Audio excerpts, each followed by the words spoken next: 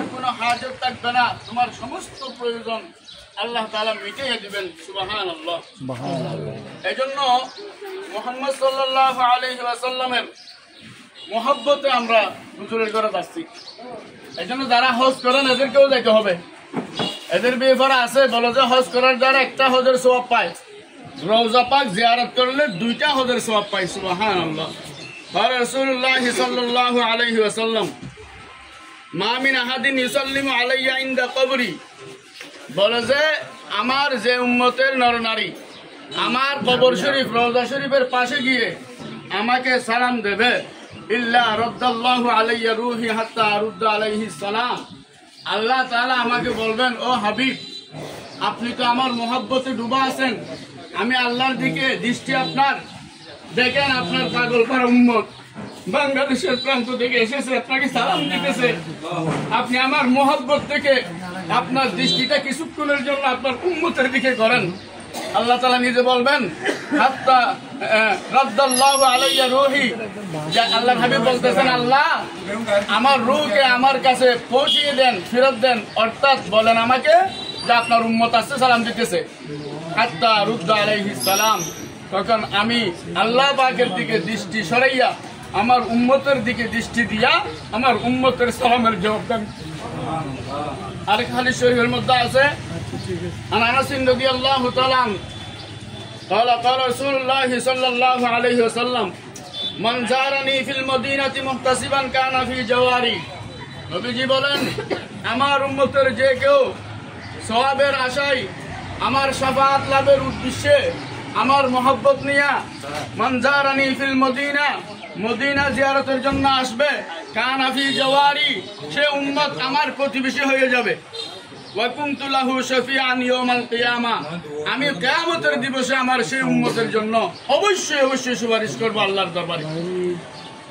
আরেক হাদিস শরীফের মধ্যে আছে, আন আনাস রাদিয়াল্লাহু তাআলা قال لما خرج رسول الله صلى الله عليه وسلم من مكة أظلم منها كل شيء ولما دخل المدينة أظلم منها كل شيء, বলে যে নবী করিম সাল্লাল্লাহু আলাইহি ওয়াসাল্লাম যখন মক্কা থেকে মদিনার দিকে হিজরত করলেন তখন থেকে মক্কা আসলে অন্ধকার হয়ে গেছে, আর মদিনায় যখন পৌঁছলেন আযা মিনহা, মদিনা আলোকিত হয়ে গেছে, বলে যে কিয়ামত পর্যন্ত মদিনা আলোকিতই থাকবে। নবীজি বলেন আল মদিনাতু বিহা কবরি, মদিনা শরীফ আমার কবর, ওয়া বিহা বাইতি, মদিনা শরীফ আমার ঘর, ওয়া তুরবাতি, মদিনা শরীফের মাটি দিয়া আমাকে আল্লাহ বানাইছেন, ওয়া হাক্কুন আলা কুল্লি মুসলিমিন জিয়ারাতুহা, প্রত্যেক মুসলমানের উপর একটা দায়িত্ব হলো আমার জিয়ারত করা, মদিনা মুনওয়ারার জিয়ারত করা। আমরা নবীজির পক্ষ থেকে সেই মদিনা জিয়ারত আমাদেরকে জরুরিভাবে নবীজি বলেছেন, সেটা আমরা ইনশাআল্লাহ যাচ্ছি। এই জন্য মদিনার আদব রক্ষা করা, বলেছে মদিনার আদব রক্ষা করা, মদিনার আদব হইল বড় আওয়াজে কথা পর্যন্ত না বলা, কারোর সাথে কোনো প্রকারের ঝগড়া ফসাদ না করা, মদিনার যাওয়ার পর নিজের আওয়াজকে পর্যন্ত ছোট করা, আদবের লেহাজ করা। আপনারা শুনেছেন ইমাম আজম আবু হানিফা রাহমাতুল্লাহ আলাইহি উনি যখন হজ করার পর মদিনা গেছেন উনি জুতা পায়ে দেন নাই, তো অনেক উনার ভক্তরা শত শত জুতা, দামি দামি জুতা ক্রয় করে উনাকে দিলেন, হুজুর পায়ে দেন, বলে যে না দেবো না। শেষ মেশ যখন এরা ছাড়তেছে না, বলতেছে না এখানে কোন জায়গায় আল্লাহর হাবিবের পা মুবারক পড়েছে আমি জানি না, সেখানে যদি আমার জুতা সহ পা পরে বেয়াদবি জুতো পায়ে দেন। এরপর কিছু খাবার ওখান নাই,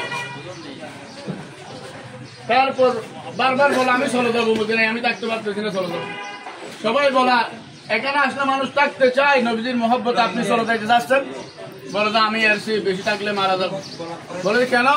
বলে যে আমি মদিনা আসার পর থেকে আমি কাউকে না বলার জন্য চাইছিলাম, তোমরা যখন বলতেছো বারবার বলতেছি, আমি মদিনা পৌঁছার পর থেকে পেশাব পায়খানা করিনি। বলে যে কেন পেশাব পায়খানা করেন নাই? বলে যে আমি বিয়াদবি মনে করতেছি, এখানে যেই জায়গার মধ্যে নবীজির পা মুবারক লেগেছে সেখানে যদি আমার পেশাব করে পায়খানা করে বিয়াদবি হবে, এই জন্য আমি আল্লাহকে বলেছি আল্লাহ মদিনায় যেন আমার পেশাব পায়খানার হাজত না হয়। আজকে 11 দিন পর্যন্ত আমি পেশাব পায়খানা করি নাই, আমি আর থাকতে পারতেছি না, আমি মারা যাব, তোমরা আমাকে মদিনা ত্যাগ করার জন্য অনুমতি দাও। তখন বিশ্বনবী সাল্লাল্লাহু আলাইহি ওয়াসাল্লামের রওজা মুবারকে সালাম দিয়া ইমাম আযম আবু হানিফা রাহমাতুল্লাহ আলাইহি সেখান থেকে চলে গেছেন। দেখেন এগুলোকে বলা আদব, মোহাব্বত। এই জন্য যে কিছুক্ষণ আগে আমরা প্রথমে একটা হাদিস শুনছি, প্রথমে গিয়ে আমরা সালাম দেব, সালামের আগে আমরা দাঁড়াইয়া এই আয়াতটা আবার পড়বো, ইন্নাল্লাহা ওয়া মালাইকাতাহু ইউসাল্লুনা আলান নবী ইয়া আইয়ুহাল্লাযীনা আমানু সাল্লু আলাইহি ওয়া সাল্লিমু তাসলিমা। এরপর 70 বার সালাম দেবো, আসসালাতু ওয়াসসালামু আলাইকা ইয়া রাসূলুল্লাহ গনে গনে। এরপর আমরা বিভিন্ন সূরা পড়ে জিয়ারত করবো ইনশাআল্লাহ। এইভাবে যতবার আমরা সুযোগ পাই এই নিয়মে আমরা ইনশাআল্লাহ জিয়ারতটা করব।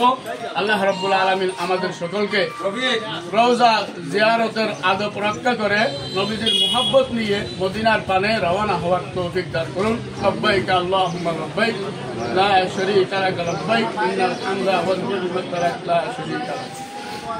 আসসালামু আলাইকুম ওয়া রাহমাতুল্লাহি ওয়া বারাকাতুহু।